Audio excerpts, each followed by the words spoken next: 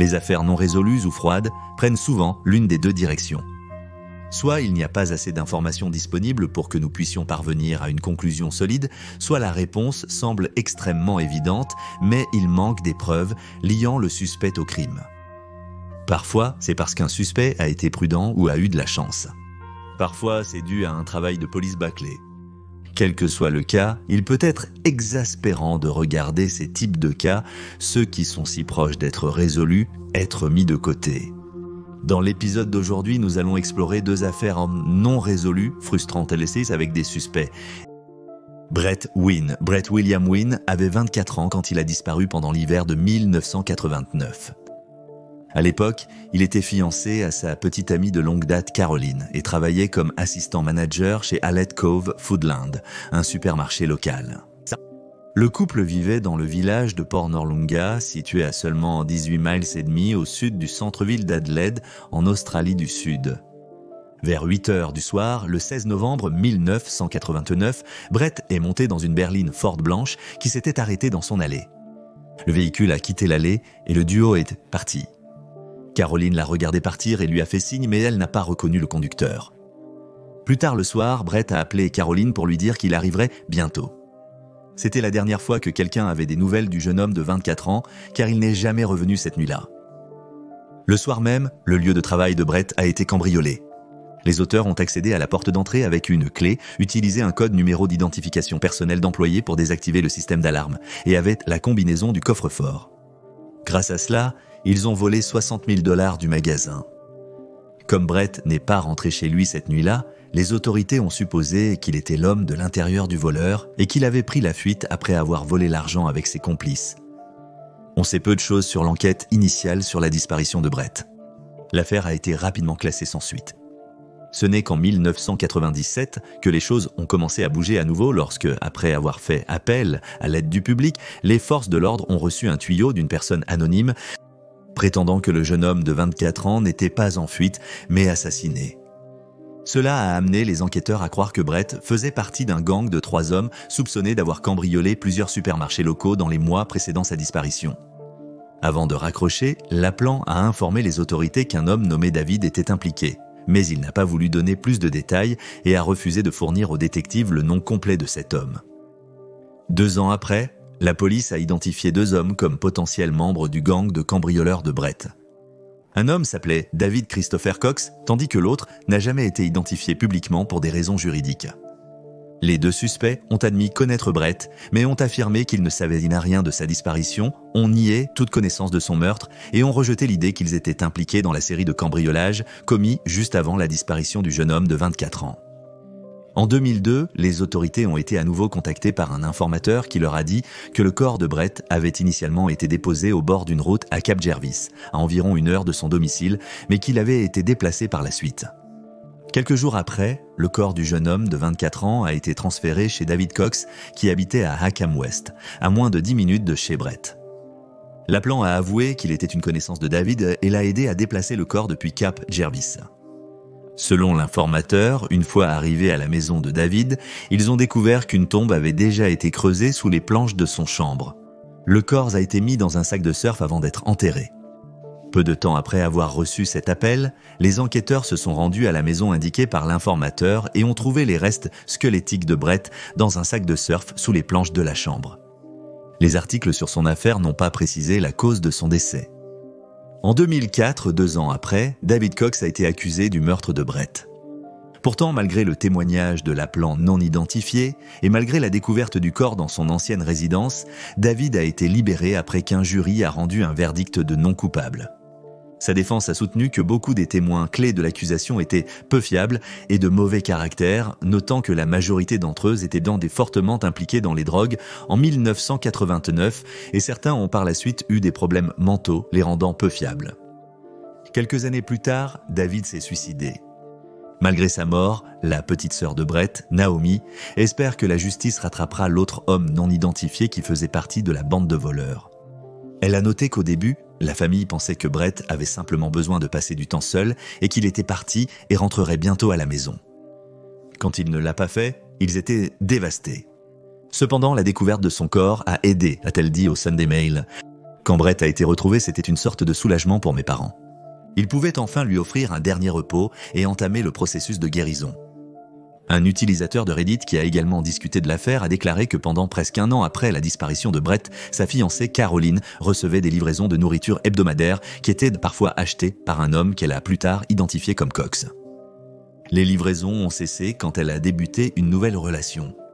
Il y a quelques spéculations en ligne selon lesquelles cela a été fait pour faire croire à Caroline que Brett était vivant, bien qu'à ce stade, la vérité soit incertaine. Le cas de Brett Wynn reste non résolu. Crime Stoppers offre toujours une récompense allant jusqu'à 200 000 $ pour toute information qui mènera à une condamnation dans cette affaire. Si vous avez des informations sur la disparition et le meurtre subséquent de Brett, vous pouvez contacter Crime Stoppers. Au 1-800-333-0000.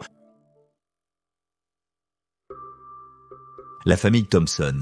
Everett Arthur Thompson, 40 ans, était connu comme un mari et un père généreux, attentionné et travailleur en 1996. Originaire de Philadelphie, en Pennsylvanie, il est né en mars de 1956 de Herman et Earlene Thompson et était le deuxième plus âgé de 6 enfants. Au lycée, il était un athlète et un tromboniste talentueux, participant à l'orchestre de l'école à l'Institut Hampton en Virginie. Après avoir quitté l'école, il est entré à l'université où il a obtenu un diplôme en marketing en 1978. Par la suite, il s'est installé à Chicago, y a travaillé dans une aciérie et a fait la connaissance de Lydia White.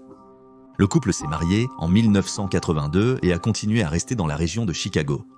Ils ont eu 2 enfants, Everett Jr. âgé de 11 ans et Andrew âgé de 8 ans.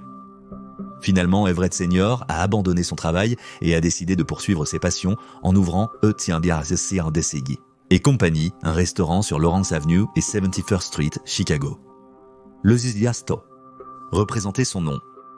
La famille s'est bien installée dans leur maison située dans le bloc 8000 Cent de l'avenue South Rhodes et était connue des voisins pour être agréables et calmes, se tenant principalement à eux-mêmes. Mais tout a changé en février 1996 lorsque Kenneth, le frère de Lydia, est venu leur rendre visite. Il sortait de prison où il avait purgé une peine pour agression sexuelle. Il était connu pour avoir un long casier judiciaire, comprenant 4 condamnations pour agression sexuelle et 2 pour cambriolage. Lydia vivait chez son père, même si ce n'était pas l'idéal. La propriété avait été laissée à parts égales à Lydia, son frère et leur sœur Phyllis, qui résidaient au Nouveau-Mexique. Par conséquent, elle ne pouvait pas simplement expulser Kenneth de la maison.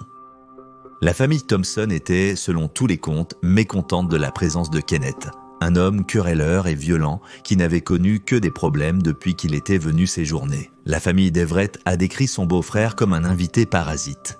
Le 3 juillet 1996, Lydia a appelé les services d'urgence lorsque Kenneth a menacé de la tuer avec une hache, selon le lieutenant de police de Chicago, Robert Harsheimer. Lorsque les policiers sont arrivés sur les lieux pour désamorcer la situation, ils ont trouvé tout calme et tranquille.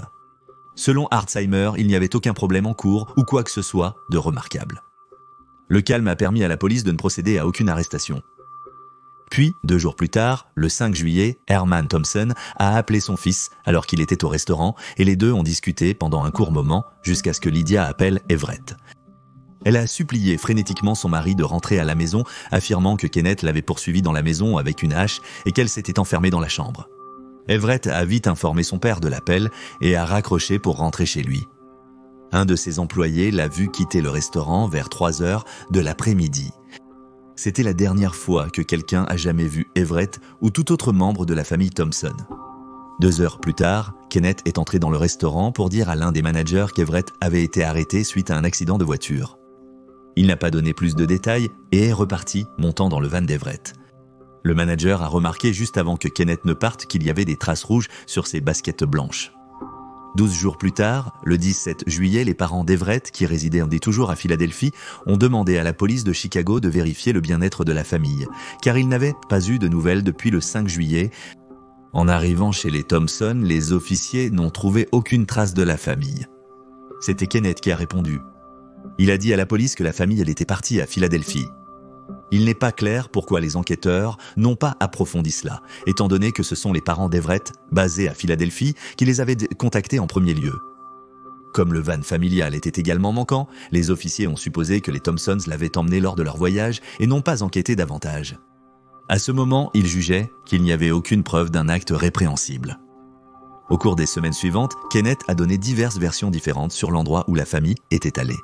Il a dit qu'ils avaient pris le bus pour Philadelphie, qu'ils étaient allés visiter Minneapolis en bus ou qu'ils étaient repartis à Hawaï. Il ne prenait aucun soin à garder son histoire cohérente, mais malgré cela, les forces de l'ordre n'ont pas agi. Kenneth a finalement été arrêté au volant du van des Thompson. Il a été arrêté pour avoir falsifié la signature de Lydia sur un chèque. Cependant, les officiers n'ont pas fait le lien entre Kenneth, qui conduisait le van, et sa déclaration précédente indiquant que la famille était partie avec à Philadelphie. Par conséquent, il n'a pas été interrogé plus longuement à ce moment-là, et le van n'a été ni inspecté ni fouillé. Frustrés par le désintérêt des forces de l'ordre pour l'affaire, les parents d'Everett sont allés chercher des réponses menaces à Chicago. Ils ont enquêté sur la disparition par leurs propres moyens et ont parlé avec les employés de Heath & Company, mais n'ont trouvé aucun nouvel indice. N'ayant rien trouvé d'utile, ils ont à nouveau demandé l'aide de la police pour mener une enquête. C'est alors que le gérant du restaurant, qui avait parlé à Kenneth le 5 juillet, a révélé leur brève interaction à la police. Néanmoins, les détectives n'ont trouvé aucune trace d'un accident impliquant Everett ou d'une arrestation à cette date. Enfin, en approfondissant l'enquête, les enquêteurs ont découvert que depuis la disparition des Thompson, Kenneth avait falsifié les signatures de ses deux sœurs afin de pouvoir vendre la propriété de leur père. Un inspecteur immobilier qui avait visité la maison peu de temps avant sa vente a remarqué qu'une toilette et une baignoire dans la salle de bain avaient été peintes en rouge et que le sol de la cuisine avait été complètement arraché. Les autorités ont conclu que ces modifications avaient été apportées après la disparition de la famille, car les officiers, qui avaient répondu à l'appel de Lydia au 911 le 3 juillet, avaient examiné la maison à l'époque et avaient remarqué que le sol de la cuisine était intact et qu'il n'y avait pas de sanitaire rouge dans la salle de bain. Lorsque la police a constaté l'illégalité de la maison, les nouveaux propriétaires s'y étaient déjà installés et avaient entamé son vidage pour rénovation.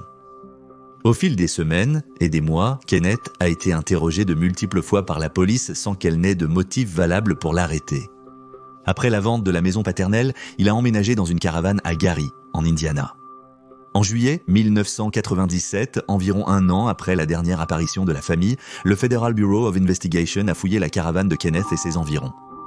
À l'intérieur, ils ont découvert des chaussures de tennis pour hommes. Sous l'espace rampant, ils ont trouvé une chaussette d'enfant. Les deux étaient tachés de sang et les tests ont montré que le sang était humain. Il a également été découvert que Kenneth avait vendu le fourgon de la famille Thompson à une casse et qu'il avait été compacté, détruisant toute preuve potentielle.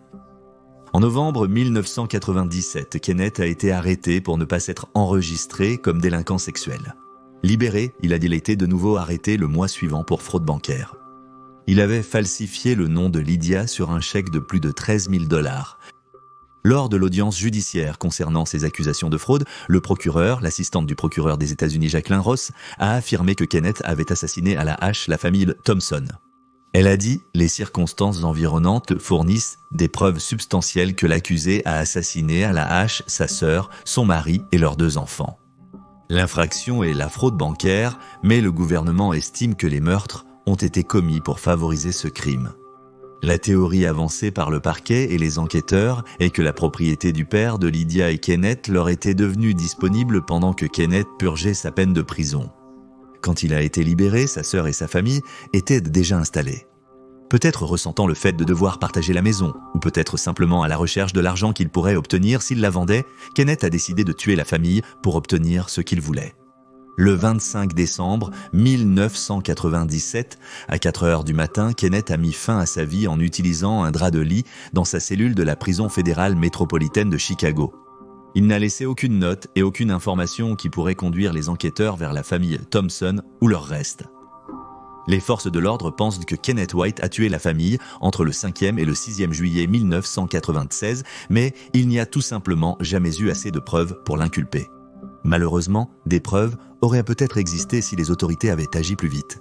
Le fait que 12 jours se soient écoulés avant qu'il ne soit à même signalé disparu en premier lieu a peut-être entravé l'enquête. Ni la maison familiale ni la remorque de Kenneth n'ont révélé de traces de restes humains.